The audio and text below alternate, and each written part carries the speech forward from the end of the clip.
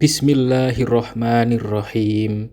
Qala mu'alifu rahimallahu ta'ala wa nafa'ana bihi wa bi'ulumihi fi dharaini. Amin ya rabbal alamin. Sahabat, Allah berfirman, dan ditiuplah sangkakala, maka matilah siapa yang di langit dan di bumi, kecuali siapa yang dikehendaki Allah. Kemudian ditiup sangkakala itu sekali lagi, maka tiba-tiba mereka berdiri menunggu putusannya masing-masing.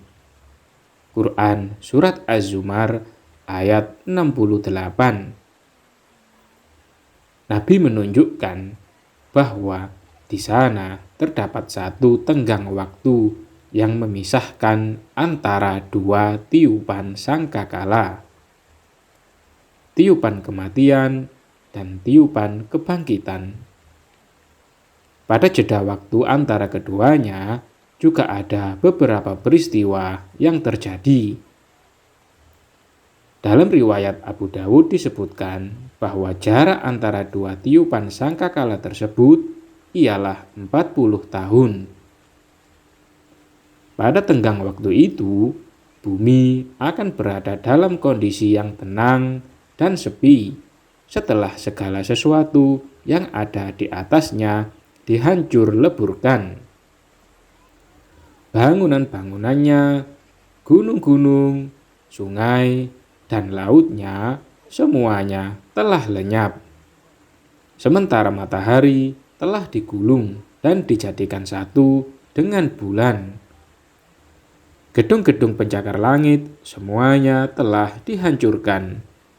Begitu juga segala sesuatu yang pernah dibuat manusia, baik itu yang berupa jalan, perkebunan, dan segala macam bentuk peralatan. Kemudian Allah menitahkan kepada langit untuk menurunkan air hujan ke atas muka bumi. Akan tetapi, hujan itu tidak seperti yang terjadi di dunia. Hujan itu lengket seperti gerimis atau seperti naungan yang menyerupai air mani seorang suami untuk istrinya. Sebab hujan itu mengandung unsur biologis yang akan membantu menumbuhkan kembali jasad manusia yang telah mati. Rasulullah telah menerangkan tentang jenis hujan yang lengket tersebut sebagai berikut.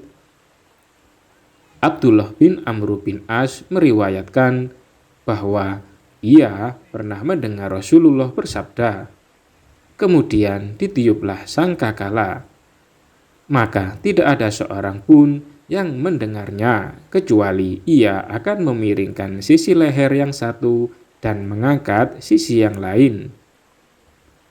Orang yang pertama kali mendengarnya adalah seorang yang memblester kolam untanya.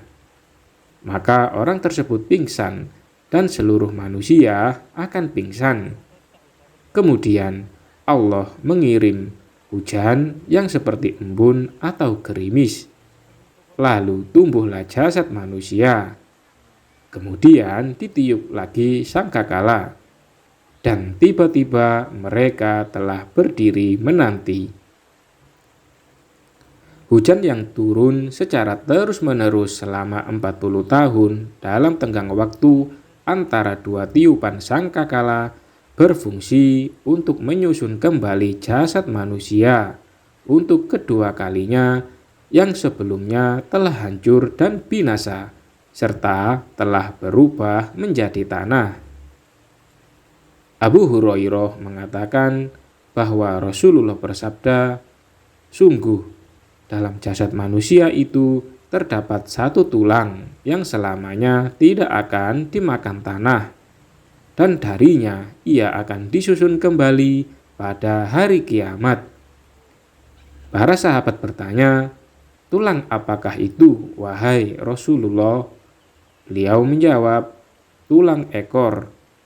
Hadis riwayat muttafaqun alaih. Ini adalah perkara gaib yang tidak mungkin bisa ditafsirkan dan dijabarkan dengan keterangan ilmiah seberapapun jauhnya kemajuan dan perkembangan ilmu pengetahuan yang bisa dicapai oleh manusia dalam menyingkap masalah ini dan memuat analisa serta kajian mengenai bab ini. Sekalipun mereka menggunakan peralatan komputer yang paling canggih untuk mengumpulkan segala kemungkinan yang bisa terjadi, tetap saja ilmu ini akan terhenti pada ilmu yang ada di sisi Allah.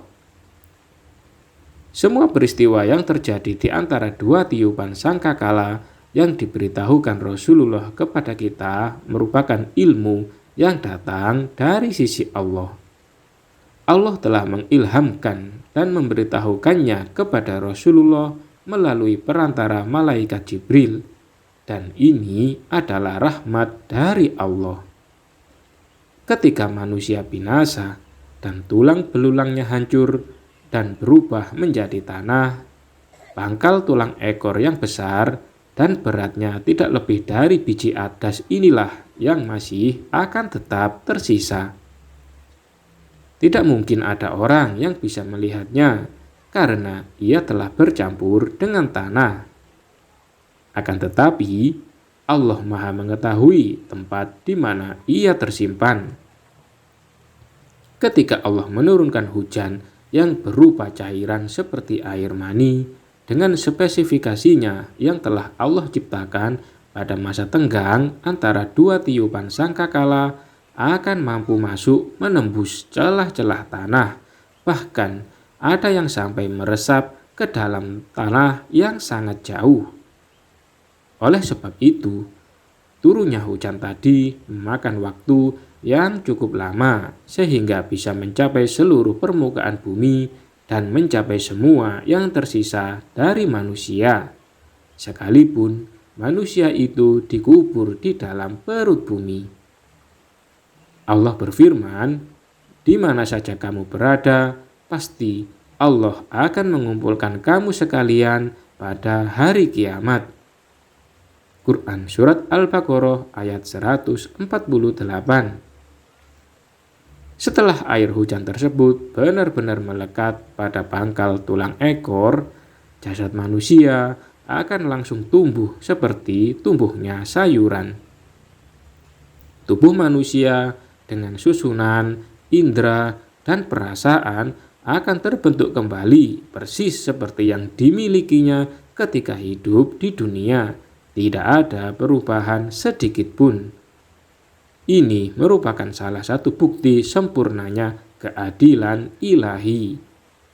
Dialah zat yang maha bijak dan maha adil, sehingga sudah seharusnya hisab yang terjadi pada hari kiamat diberlakukan atas anggota badan, perasaan, serta indera yang sama seperti di dunia.